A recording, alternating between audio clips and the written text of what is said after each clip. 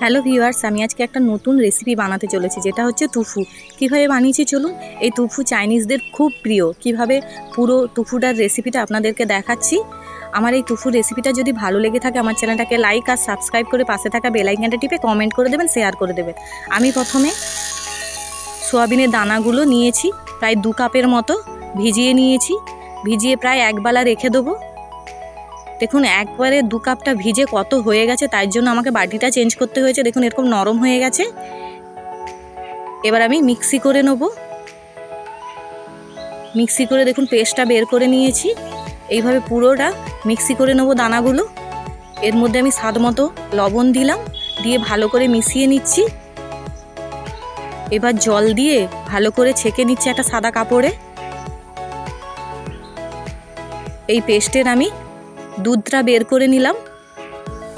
দেখুন এরকম চেপে চেপে দুধটা বের করে নিয়েছি, কড়ার মধ্যে দিয়ে দিলাম।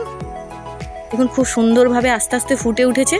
ফুটে যে সরগুলো উঠেছে ফেনার মতো, ওগুলোকে আমি বের করে ফেলে দিচ্ছি। দেখুন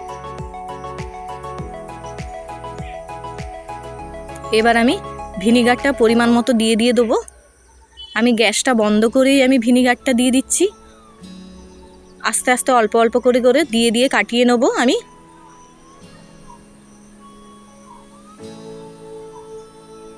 খুব সুন্দরভাবে দেখুন কেটে গেছে পুরো, একদম যেন ছানা।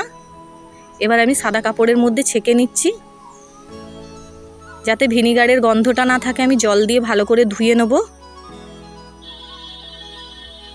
ভালো করে ধুয়ে জলটাকে চিপড়ে নিচ্ছি। দেখুন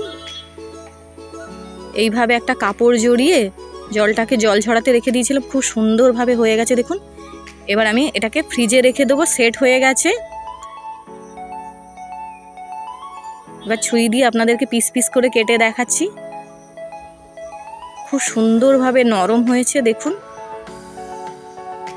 এত সুন্দর নরম।